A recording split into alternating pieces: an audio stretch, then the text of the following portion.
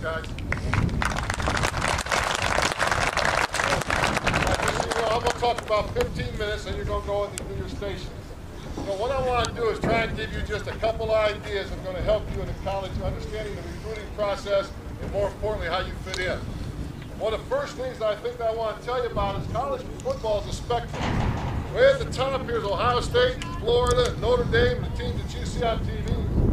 There are about 800 more schools. You go down to the very worst Division III school, non-scholarship, 0-10 school. That's a spectrum. Put your chart with all 800 names on there.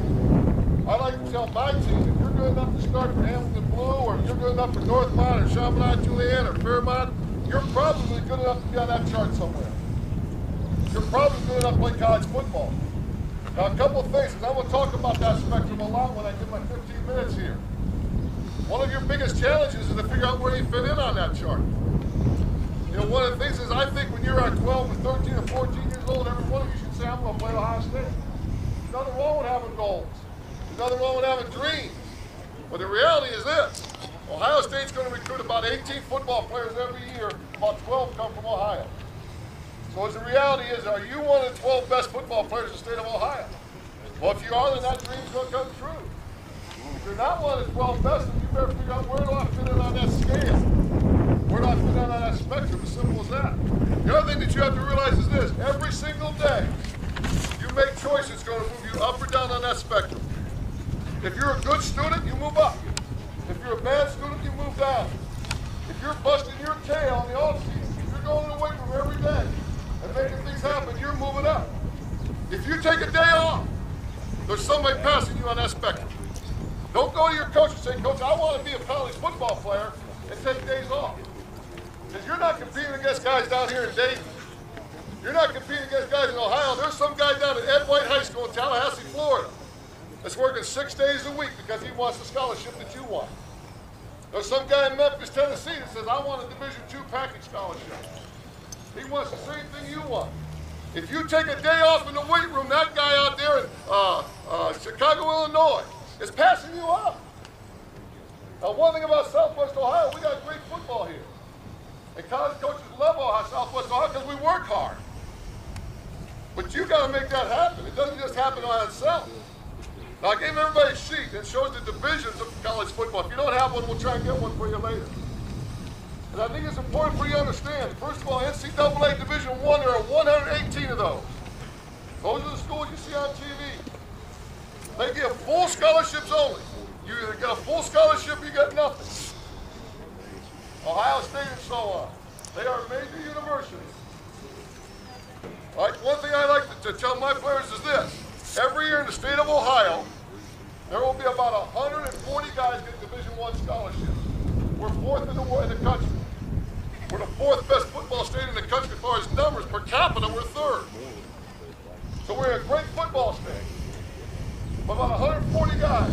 If you are a junior right now, there are about 50 of those guys, 60 of those guys have already been offered. They've already got their offers. They know they're going to get a scholarship. About 60 of those guys, it's a done deal. They're being recruited right now. Which means this is about 80 left. I like to think this. There are, for those 80 scholarships, there are about 1,000 guys good enough to get them. There are about 1,000 guys good enough, what I'm going to talk about here in a minute, who are on the board. Well, what's going to make you, let's say you're good enough to be one of those 1,000. Now, obviously, if you're good enough to be one of those 60, you already know it. I've already got offers. You already know I've got scholarship offers. Guy down in Anderson, already come into Ohio State, big tackle, Norwell. 6'8", 315 pounds. Guy in Lakota West, Hicks, got every school in the country offering a scholarship. 2 guys in Lakota West have already committed to UC. There's about 60 guys that already know they got their scholarships.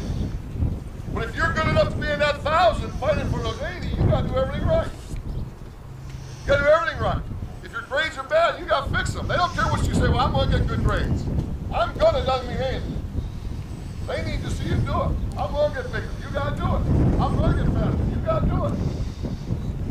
Now, in a minute, I'm going to talk to you about, well, how you come out of that 1,000, be one of the 80 gets picked. I've got some ways to do it. Ways I think work, and I'll share those with you. But the numbers are tough. Next thing is, there's Division I AA. There's 88 schools, Youngstown State is an example. They give 63 full scholarships a year compared to 85 for Division 1A. Now here's a term I think everybody here should know. It's called package. If you get in the recruiting process, you better know what the word package means. Package means this. We don't have full scholarships. We have very few full scholarships that we give. So what we're going to do is we're going to ask you to fill out the federal money and state money and university money. And you're going to get that money. Let's say that you want to go to a school that costs $20,000 a year. And you got $10,000 in federal money, or state money, university money, non-football money. That means you got to go and say, Mom and Dad, I need $10,000 to go to that school. Well, if you're a good football player, and that school's a partial scholarship school, they may package you. Now, they got different kind of package. They may full package you. So if they call up and say, Coach Place, we like your quarterback, we're going to full package him. That means they pay all $10,000. That means it has the same result of going to Ohio State, you don't pay anything. You got full package. They may say, we're going to full package him with loans. What that means is your family probably has to take out $4,000 in loans, and they'll give you $6,000. So bottom line is, Mom and Dad don't have to pay any money, but you're going to have loans when you get out of college. They may say we're going to have package, which means they'll give you 5, and your Mom and Dad got to come up with 5. But the bottom line is, we're trying to get you on their campus so that you can play football for them for a package. So if you're not one of the guys that goes Division I, Division 1A, excuse me on that, you will probably be in a situation where a college is trying to put together a package for you. It's important for you to understand that.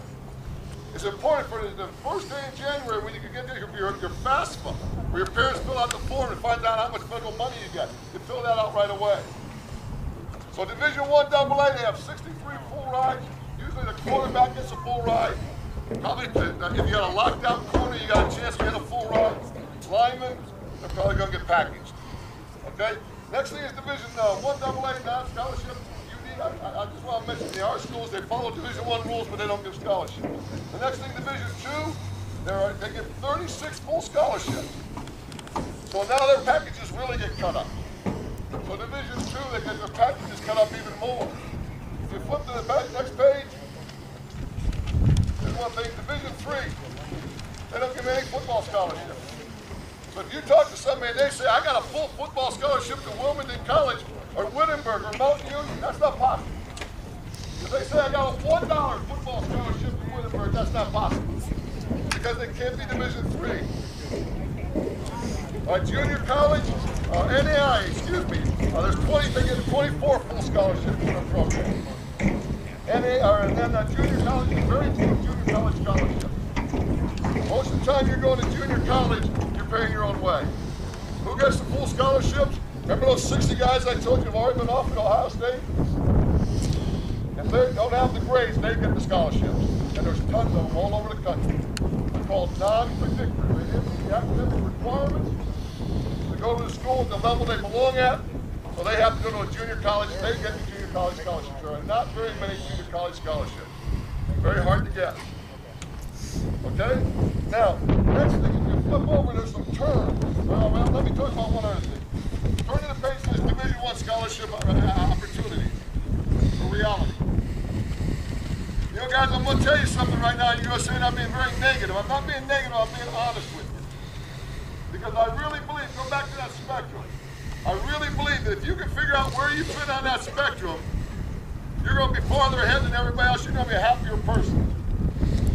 How about you say, I want to be a Division I scholarship athlete? Well, what are the chances of that? First of all, look there, right in the middle, there are 500,000 seniors going to play high school football next year. So across the United States of America, there are 500,000 seniors next year. There are 2,000 going to get full rides to Ohio Division I. So your chances are 2,000 out of 500,000 that you're going to be a Division I football player. That comes out to 0.4%. Not even 1% of guys who play. So the reality is this. You got to say, well, am I that good that I can play at that level? I keep going back to this. Picture that spectrum. What you should say is this. I'm going to get as high on that spectrum as I can possibly get. I may not be a Division I guy, but I'm going to get up there and be a Division II guy. Or maybe if you're pretty good, you say, I'm Division II, I'm going to get to 1 AA.